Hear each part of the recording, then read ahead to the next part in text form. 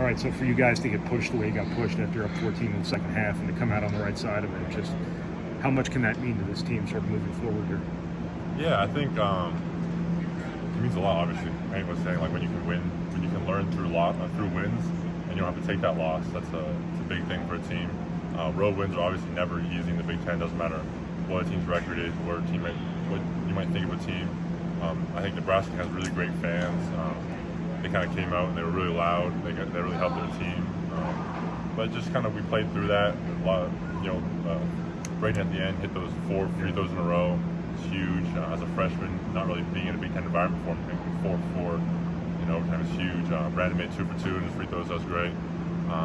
But just kind of playing through it. And then I felt like we were getting really good offense. We just weren't knocking out the shots. Like I felt like we got a lot of really good shots. They were triple teaming me. I felt like before I even caught the ball sometimes.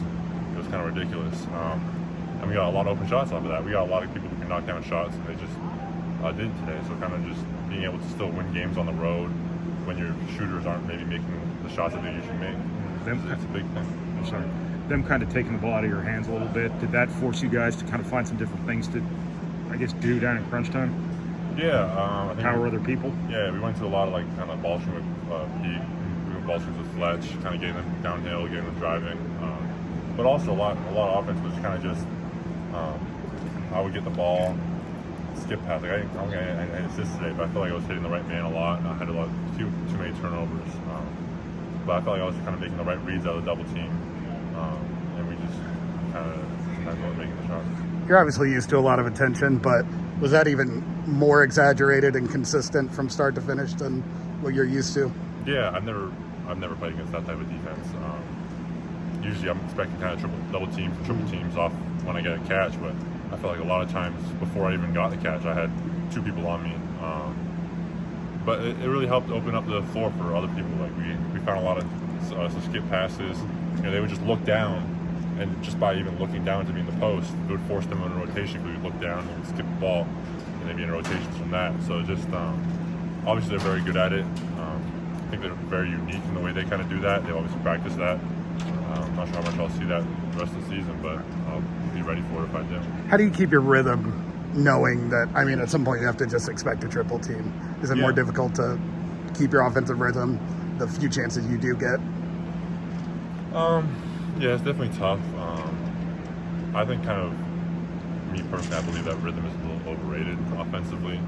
I don't think kind of like getting a lot of shots up means that you kind of feel comfortable on offense. Like I feel pretty comfortable on offense no matter what. If I'm shooting the ball, if I'm passing the ball, I'm still getting those touches. I might not just be shooting them. I'm still touching the ball when I get the rebounds.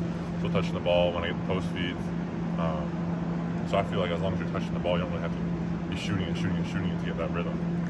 I don't know if it was a you problem because you had 17 rebounds, but they had 19 offensive rebounds. What did you kind of make of that? Yeah, there was that stretch at the end, kind of in overtime, that one possession where they just got like 4 or 5 offensive rebounds.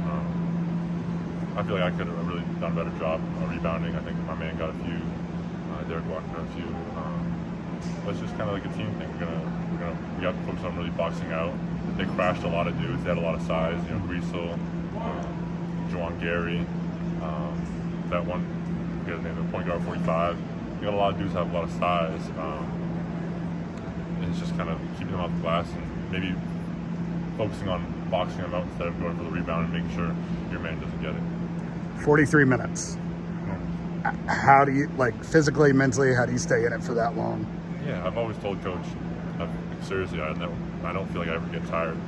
I feel like I was just as fresh kind of at the end of that second half. Obviously, tomorrow I'm gonna feel the 43 minutes, but while you're playing, you feel the adrenaline. You don't really get tired. I feel it was pretty locked in.